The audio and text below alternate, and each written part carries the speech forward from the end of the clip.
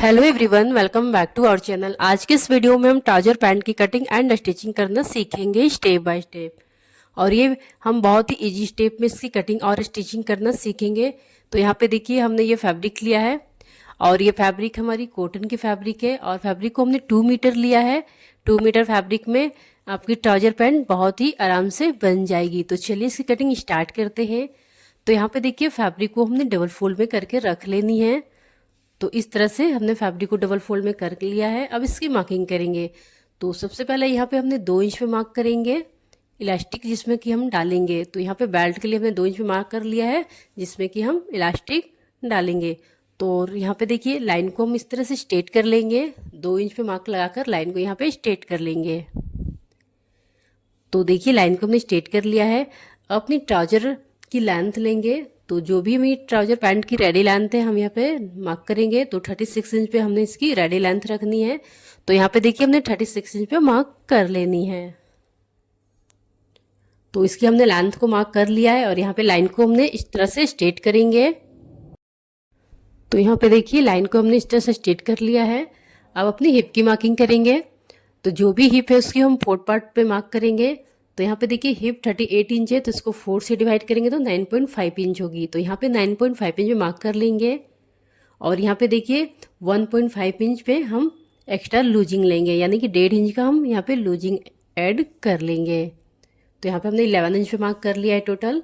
और यहाँ पे अब आसन की मार्किंग करेंगे। तो आसन की मार्किंग भी हमने 11 इंच पे ही मार्क करनी है। हिप की 4 पार्ट प्लस 1.5 इंच यानी कि 1.5 इंच लूजिंग ऐड कर लेनी है। और यहाँ से लाइन को इस तरह से हमने स्ट्रेट करेंगे। और अब देखिए यहाँ पे 2 इंच पे हमने मार्क करनी है अपनी क्रोच के लिए। तो इस तरह से क्रोच के लिए 2 इंच पे मार्क करेंगे। और यहाँ पे हमने राउंड में शेप दे देनी है। तो यहाँ पे इस तरह से राउंड में शेप दे देंगे। और अब देखिए इस तरह से इंची टेप को यहाँ पे क्रोच पॉइंट पे यहाँ पे रखेंगे और यहाँ इस तरह से मार्क करेंगे, यानी कि इसकी हम सेंटर पॉइंट निकालेंगे। तो जो भी हमारी सेंटर पॉइंट है यहाँ पे मार्क कर लेंगे। तो हमारी सेंटर पॉइंट यहाँ पे 7 इंच है। तो 7 इंच पे हमें मार्क कर लेनी है। और वही 7 इंच हमें यहाँ पे बॉटम पे भी इस तरह से मार्क कर लेनी है। और आपको यहाँ पे बॉटम में जितना भी यहाँ पे इसकी राउंड चाहिए उसको 1/2 इंच इस साइड से और 1/2 इंच इस साइड से मार्क करेंगे। तो हमने यहाँ पे 7 इंच की बॉटम को रखनी है। तो 3.5 इंच हमने इस साइड से मार्क करेंगे और 3.5 इंच हम इस साइड से मार्क करेंगे, यानी कि जो भी आपकी बॉटम है उसको हाफ हाफ कर लेनी है। तो यहाँ पे देखिए हमारी मार्किंग हो गई है। अब हम इस तरह से लेग शेपनर लेंगे और यहाँ से दोनों पॉइंट को जोड़ लेंगे। अगर आपके पास लेग शेपनर नहीं है तो आप इंची टेप से भी कर सकते हैं। और यहाँ पे भी देखिए इस तरह से हमने लेग शेपनर को रखनी है और इस लाइन में हमने बॉटम तक जोड़ लेनी है। तो यहाँ पे देखिए इस तरह से हमारी ये मार्किंग हो गई है। और अब हम इसकी कटिंग करेंगे। तो यहाँ से हमने इसकी कटिंग कर लेनी है मार्किंग पे।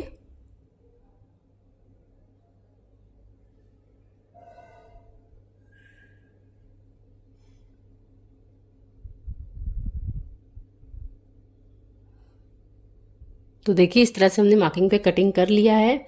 और यहाँ भी इसे बंद है तो इसे भी हम कट कर लेंगे। तो देखिए इस तरह से हमने कटिंग कर लिया है। तो ये हमारी जो कटिंग हुई है वो हमारी फ्रंट पार्ट की कटिंग है। तो देखिए इस तरह से हमने इसमें ये फ्रंट पार्ट की कटिंग कर लिया है। तो फ्रंट पार्ट की हमारी कटिंग हो गई। अब हम बैक पार्ट की कटिंग करेंगे। तो इसे हम साइड करते हैं। तो यहाँ पे देखिए फिर से फैब्रिक को हमने डबल फोल्ड में करके रखनी है। और जो हमने फ्रंट पार्ट को कट किया है इसके ऊपर इस तरह से सेट करके अच्छे से रख लेंगे। तो यहाँ पे देखिए हमने फ्रंट पार्ट को अच्छे से सेट करके रख लेनी है। और बेल्ट के साइड से हमने 2 इंच एक्स्ट्रा लेनी है बैक पार्ट में। तो यहाँ पे हमने 2 इंच एक्स्ट्रा रखा है। तो ये आपको ध्यान रखनी है, इस तरह से एक्स्ट्रा रखनी है। और यहाँ पे हमें कोई भी एक्स्ट्रा नहीं लेनी है। यहाँ पे देखिए हमने 2 इंच का एक्स्ट्रा यहाँ पे लेंगे और 2 इंच एक्स्ट्रा यहाँ पे देखिए हमने आसन के साइड में लेनी है। जो भी एक्स्ट्रा लेंगे हम आसन के साइड में ही लेनी है। तो यहाँ पे हमने 2 इंच एक्स्ट्रा लेकर इस तरह से लाइन को स्ट्रेट करेंगे आसन में। तो यहाँ पे देखिए हमने लाइन को इस तरह से स्ट्रेट कर लिया। बैक पार्ट में 2 इंच एक्स्ट्रा लेनी है और यहाँ क्रोच में भी हमने 2 इंच एक्स्ट्रा ले लेनी है। और इस तरह भी यहाँ भी राउंड में हमने शेप दे देनी है। तो इस तरह से देखिए हमने शेप दे देनी है 2 इंच एक्स्ट्रा लेकर बैक पार्ट में। और यहाँ देखिए बॉटम से हमने 1.5 इंच यानी कि 1.5 इंच हमें एक्स्ट्रा लेंगे। और इस तरह से लेग स्ट्रेटनर के हेल्प से हम इसको जॉइंट करेंगे। तो यहाँ पे देखिए लेग स्ट्रेटनर के से हमने इस तरह से जॉइंट कर लिया है। और यहाँ पे देखिए हमें यहाँ पे कोई चेंजिंग नहीं करनी है, यहाँ पे जैसे है बिल्कुल वैसे ही हमने इसकी मार्किंग कर लेनी है। बॉटम में भी हमें ऐसे ही मार्किंग कर लेनी है। जो भी बढ़ानी है हमने आसन की साइड में बढ़ाएंगे। और यहाँ पे देखिए यहाँ पे बेल्ट के साइड से जो हमने 2 इंच एक्स्ट्रा रखा है, यहाँ भी हमने आगे आसन के साइड में ही बढ़ानी है इस तरह से। तो यहाँ पे देखिए, तो यहाँ पे हमने स्केल को इस तरह से रखेंगे तिरछा कर और इस तरह से हमने लाइन ड्रॉ कर देनी है तिरछा में, जिससे हमारी 2 इंच एक्स्ट्रा आसन की साइड में रहेगी। तो इसी तरह से हमें 2 इंच बढ़ा लेनी है आसन के साइड में बैक पार्ट में। इस तरह से अगर आप बैक पार्ट में बढ़ाएंगे तो आपकी ट्राउजर पैंट कहीं से उठेगी नहीं और बहुत ही परफेक्ट बनेगी। तो चलिए अब इसकी कटिंग कर लेंगे मार्किंग पे ही। तो इस तरह से हमारी ये बैक पार्ट की भी कटिंग हो जाएगी। तो फ्रंट से बैक पार्ट में 2 इंच हमने एक्स्ट्रा लेंगे, ताकि इस तरह से आप ट्राउजर पैंट को बहुत ही परफेक्ट बना सकते हैं। तो यहाँ पे देखिए दोनों ही पार्ट की हमारी कटिंग हो गई है, बैक पार्ट की भी कटिंग हो गई है और फ्रंट पार्ट की भी कटिंग हो गई है। तो चलिए अब इसकी स्टिचिंग करते हैं। तो यहाँ से हमने इस तरह से इसे रखेंगे और यहाँ इसके रॉन्ग साइड में इसे हमने रखनी है, यानी कि दोनों सीधी साइड अंदर की ओर रहेगी।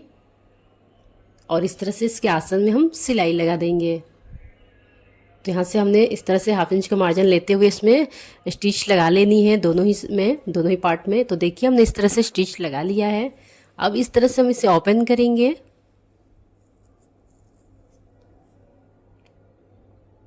तो यहाँ से हमने इस तरह से ओपन करके इसे रखनी है दोनों ही पार्ट को। और इस तरह से हम इसे रॉन्ग साइड में रखेंगे और इसकी दोनों किनारी में हमने स्टिच लगाएंगे। यहाँ पे देखिए इसके दोनों ही किनारी पे हमने इसे रॉन्ग साइड में रखते हुए स्टिच लगा लेनी है। तो देखिए इस तरह से हमने स्टिच लगा लिया है किनारी पे।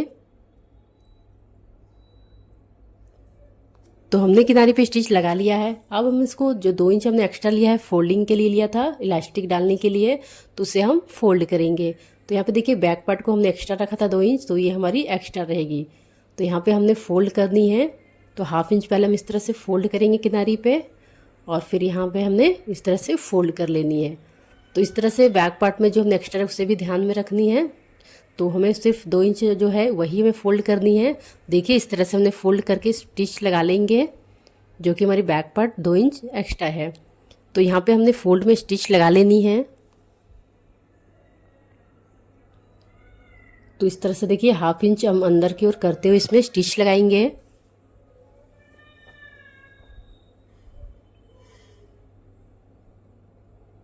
अगर आपने अभी तक हमारे चैनल को सब्सक्राइब नहीं किया तो प्लीज़ सब्सक्राइब कर ले, बेल आइकन को भी प्रेस कर दे।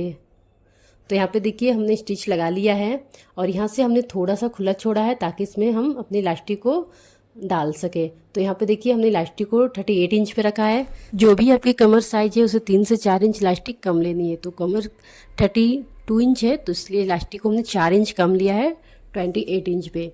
तो अब देखिए इस तरह से पिंच के हेल्प से हमने इलास्टिक को इसमें इंसर्ट कर लेनी है।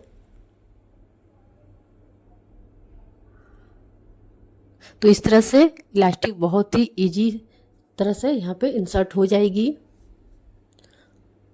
तो यहाँ पे देखिए इलास्टिक को हमने इसमें डाल लिया है और इस तरह से इलास्टिक के दोनों किनारे को इस तरह से हमने इस तरह से देखिए ओवरलैप करते हुए इसमें हमने 3 से 4 स्टिच लगा लेंगे।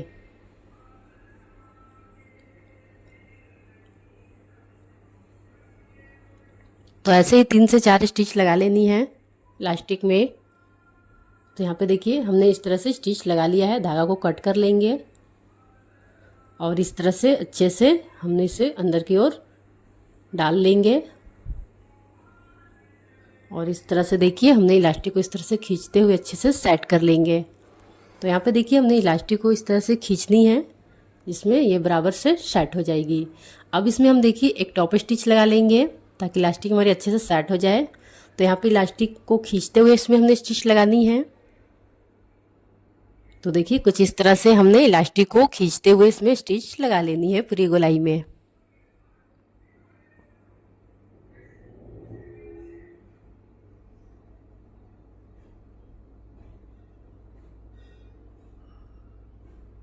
तो देखिए इस तरह से हमने टॉप स्टिच लगा लिया है इलास्टिक के यहाँ पे।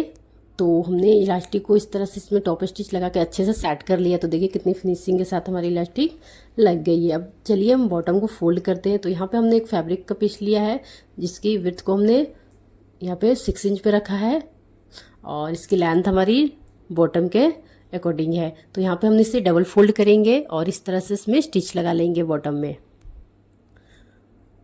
तो इस तरह से बॉटम को आप पट्टी के साथ इसमें को स्टिच करेंगे तो ये बहुत ही फिनिशिंग के साथ बॉटम में इस तरह से फिनिशिंग आती है। यहाँ पे देखिए जो एक्स्ट्रा फैब्रिक उसे हम कट कर लेंगे और यहाँ पे जो हमने पट्टी को स्टिच किया उसे अंदर के साइड में फोल्ड करते हुए एक स्टिच इसमें लगा लेंगे, यानी कि टॉप स्टिच इसमें लगा लेंगे। और ट्राउजर की रेडी लेंथ हमने जो रखा था वही हमारी रहेगी। जो हमने पट्टी को अलग से अटैच किया है वो हमारी अंदर की ओर फोल्ड हो जाएगी। तो हमने देखिए इस तरह से बॉटम को स्टिच कर लिया है। दोनों बॉटम को हमने ऐसे ही रेडी कर लेनी है और अब इसे हमने रॉन्ग साइड में रखते हुए इसके सेंटर में स्टिच लगा लेंगे फिनिशिंग की। तो अच्छे से यहाँ पे सेंटर को मिलाते हुए स्टिच लगा के इसे राइट साइड की ओर टर्न कर लेंगे। तो यहाँ पे देखिए हमारी ट्राउजर पैंट यहाँ पे स्टिच हो गई है। तो ये देखिए कितनी फिनिशिंग के साथ स्टिच हुई है और ये हमारी जो बैक साइड है वो हमारी फ्रंट से थोड़ा सा बड़ा है, जिसमें आपकी फिनिशिंग बहुत ही अच्छी आएगी और ट्राउजर पैंट कहीं से भी उठेगी भी नहीं। तो इस तरीके से आप बनाएंगे तो आपकी ट्राउजर पैंट बहुत ही फिनिशिंग के साथ बनेगी और बहुत ही परफेक्ट बनेगी। वीडियो पसंद आए तो वीडियो को लाइक करें। Thank you.